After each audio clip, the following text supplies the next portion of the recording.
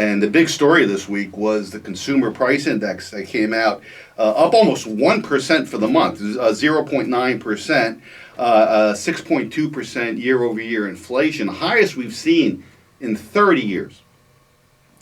And these numbers are understated, as we always say on this program.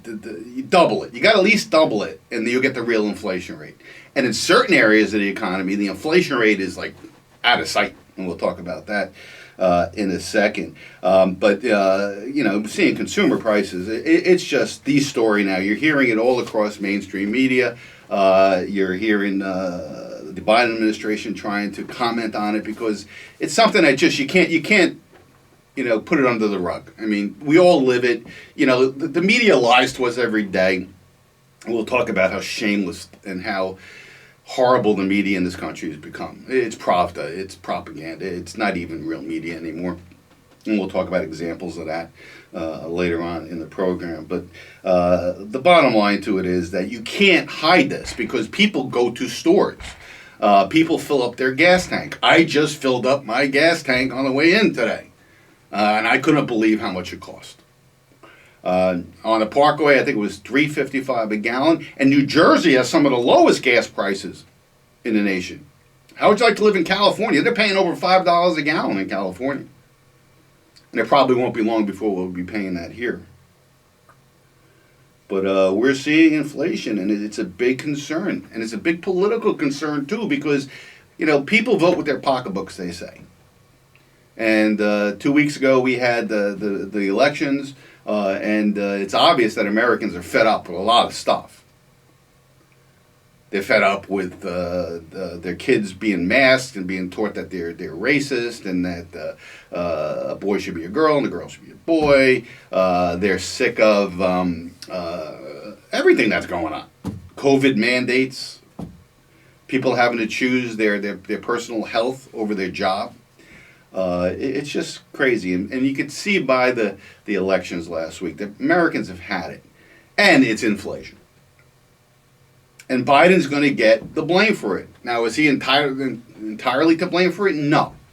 Absolutely not. I won't put it all on the Biden administration. I'll put some of it on him, like energy prices. The first thing he did when he came in was stop the Keystone pipeline. Now they're talking about shutting down another pipeline in Michigan. Yeah, that's what you need to do. Stop the supply of oil when the oil prices are going up and Americans are getting killed at the gas pump, heating their homes. It's just counterintuitive. So I lay that on him. And now we got supply chain issues and all that stuff. But we had, the worst CPI print that we've seen in over 30 years. The estimate for the month by economists was 0.6%, and it was 0.9%. And again, that's understated. Fuel prices soared 12.3% for the month. For the month! And 60% over the past year. It's just incredible. Until I moved 6 years ago, I had fuel oil. That's what heated my home. Thank God I don't live there anymore. How about used vehicles? They rose 2.5% in a month, 26, almost 30% over a year. Used cars. It's amazing. Many people who bought a new car over the last couple of years, they could sell it now for more than they bought it brand new. Talk about insanity. So inflation is clearly getting worse. It's accelerating. Forget the 6.5% year over year print. That doesn't mean anything. I look at it this way. It's 1% for the month. That's a 12% annual rate. And if it's understated by 100%, or 50%, I guess is what you would say, then really what we're looking at is 25% inflation. That's where we are today. And it's across the board. It's groceries. I was in ShopRite yesterday. I just couldn't believe it. I went with a list of maybe 10 things I needed to get.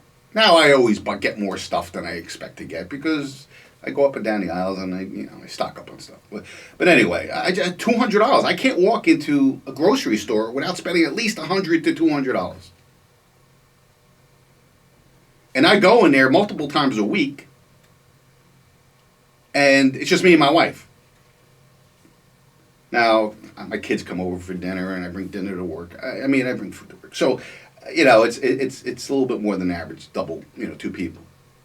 But it's outrageous. The price of beef. I get a kick. I'm kind of weird this way, but I'll just stand by the meat case and just watch people. And watch people walk up and pick up a steak and look at it, and then they just drop it. They just drop it. People are giving up beef. They're eating chicken and trying to find cheaper alternatives. And it's not funny. The people who are hurt the most are the lower income people when it comes to inflation. They don't have any leeway in their budget. Seniors on fixed income. I feel so bad for them. And they're mainly the ones I see picking up the steak and putting it back down. These older people.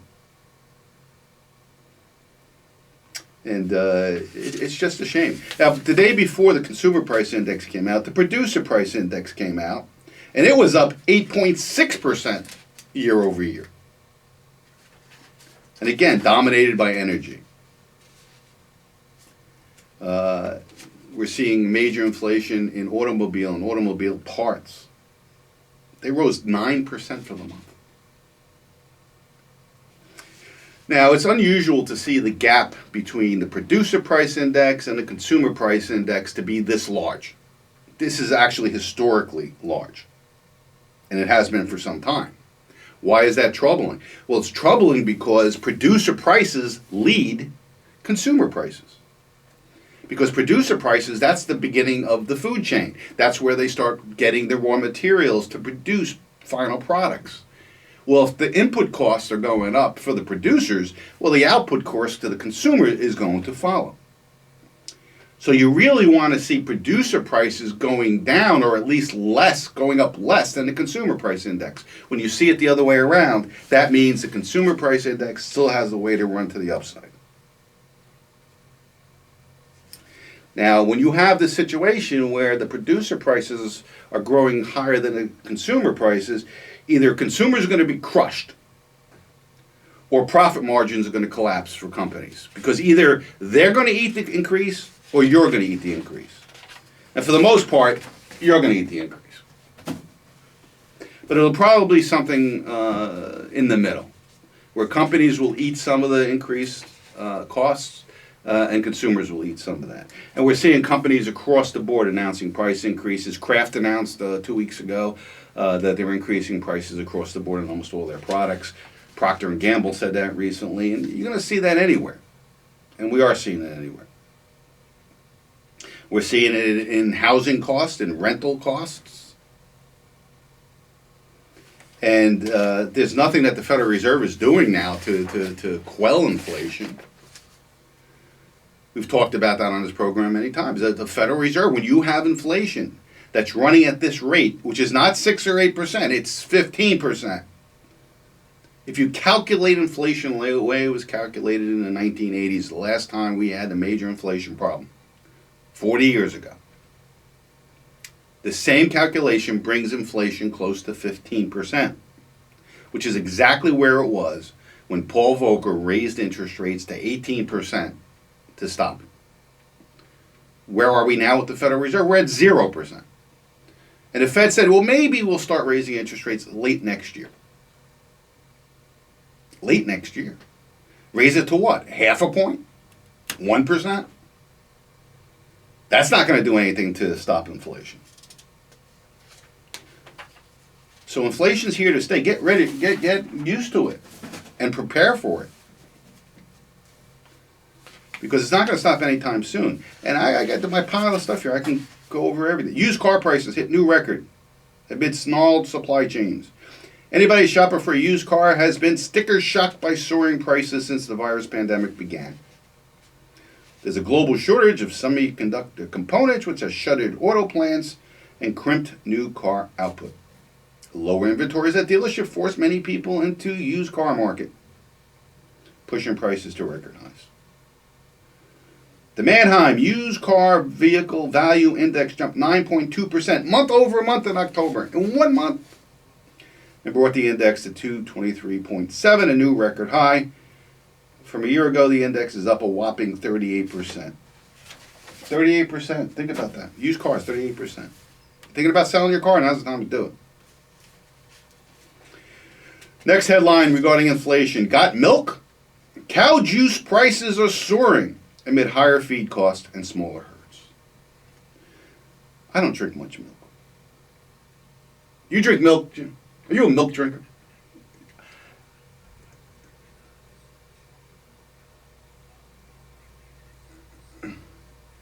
Well, it's probably going to be cheaper than milk, regular milk. I don't drink. You know, the only milk I drink is in my coffee. That's it. I don't drink milk. I never really drank milk when I was a kid. And I don't know why I don't like milk. It's not that I'm lactose intolerant or anything. I just don't care for cow juice, I guess. Think about the first person who drank milk. Think about that. Go back in time and think about somebody walks over to this animal and just squeezes their little teat down there and squeezes out this juice and says, "Here, Joe, try this stuff." It's utterly ridiculous. But somebody was the first one to do it. Somebody was the first one to eat everything, right? Things that we couldn't even imagine eating these days, but somebody did it. I digress. Anyway, all the thing is that the Bloomberg reports that the retail price of a gallon of milk are up 26% at $3.59 since bottoming at $2.84 in July 2018. There are several factors at work pushing milk prices higher. First, the number of dairy cows has collapsed to the lowest in a decade, which crimps output. Commodity prices to feed the cow is becoming more expensive to operate the farm due to soaring commodity prices, suggesting prices will continue to rise well into 2022. We're seeing meat prices. Boneless chuck roast has risen 28% in the last year. So don't tell me this is 6% inflation. Depends where you look. And billionaire supermarket owner of Cristetti's and D'Agostino Foods warned that Nabisco, PepsiCo, Coca-Cola are going to be raising prices in the near term. I see a 10% increase in the next 60 days. So Americans are using more and more of their income for food, energy, and shelter. Oh man! And the Democrats, they can't ignore soaring prices. I mean, you know, it's really a disaster for them in the midterms. They got so many things going against them, and inflation is one of them, and it's a big one because again, all the other stuff doesn't really affect our lives as much as going to the store and feeding our family, heating our homes, filling our gas tank. So what we're seeing here is hyperinflation in used car prices. Thanksgiving dinner staples are low in stock thanks to supply chain issues and up 36% from last year. All right, so I was looking at turkeys yesterday in ShopRite. I saw a turkey that was $80. $80 for a turkey. I mean, they used to be so cheap, $20, $25 for a turkey. Thank God, ShopRite, you spend $400, you get a free one. And they're low in stock. By the end of October, turkeys were over 60% out of stock, lower than the same time last year by 30 percentage points. A spokesman for Butterball, one of the largest turkey processors, said the company is experiencing similar labor and supply challenges as other organizations and industries. So what we have here is a perfect storm for inflation. We have zero interest rates that have been that way for a long time. We have the Fed printing over $100 billion a month in quantitative easing. We have supply chain issues due to COVID and other things. We have Americans who don't want to work. mainly due to government incentives and payouts, and it's a perfect storm. Supply, demand. No supply, huge demand, prices go higher.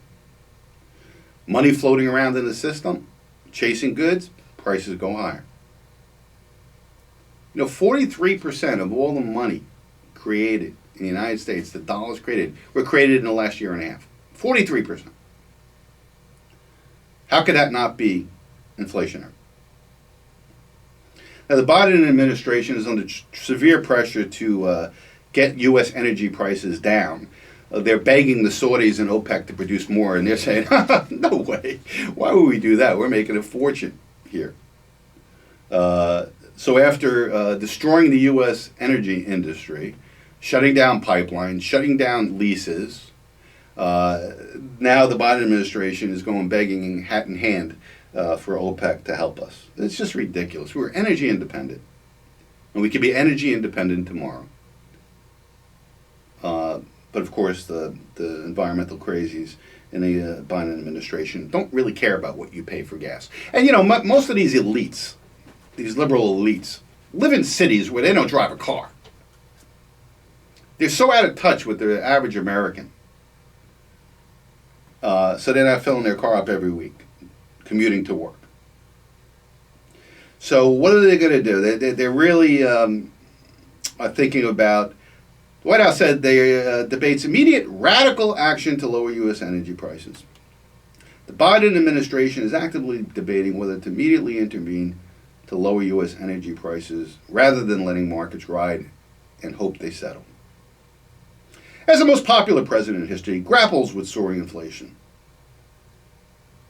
So they're thinking about halting oil exports, and they're thinking about releasing oil from the Strategic Petroleum Reserve.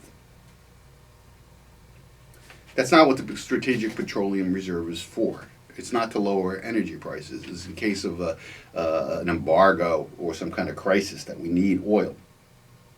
So by flooding the market with our strategic reserve, it may. I don't think it's going to lower prices. I think it may halt some of the upside of it, but it's not going to bring it down. Bloomberg tells Americans to live more like Europeans. Empty shelves and supply chain crisis might not be a bad thing. That's what they say. Get used to being a subclass country, a third world country. We're becoming a third world country in so many ways, and you'll see that as the show unfolds as we go on. So they're saying basically, you just get used to it. And there's going to be shortages. Right now we have 160 cargo ships anchored off the coast of Southern California, waiting for workers to unload their containers. Problem is, a lot of the stuff in those containers are perishable, and they've been out there for a long time.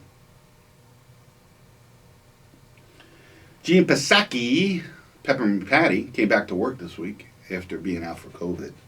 By the way, she was vaccinated, so shows you how good the vaccine works, which we'll talk about later. She said this week that Americans are purchasing too many goods online. That's the root cause of the supply chain crisis, thanks to a labor shortage created by Joe Biden. And by the way, the vaccine mandates are going to come in soon, on January 4th, although it's been stayed by a court. We'll talk about that later. So if that happens, we'll see more and more people. The labor shortage is going to go through the moon. So the message from the Biden regime and their media sycophants is to lower your expectations. Settle for mediocrity, supply shortages, and higher prices. So the Federal Reserve has come out recently. In the beginning, for the last 6 months, they were saying, or 8 months, they were saying that inflation is transitory.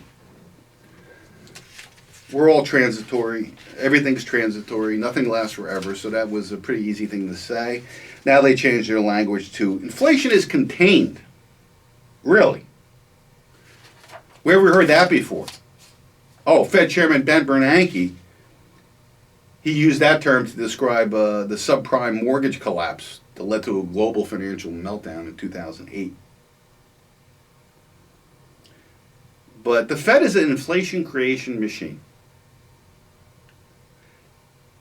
they're buying all the debt that we're borrowing because we're spending money we don't have, and that's going through the roof with all these spending proposals that they're trying to jam through our throats.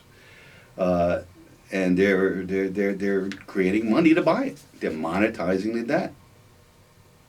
It is massively inflationary, and we're starting to see it. And this is a tax. Make no mistake about that. This is a tax hike to fund our deficits. It's not a tax hike per se, but it is a tax. If you have to spend more for everything, and you have less money to save,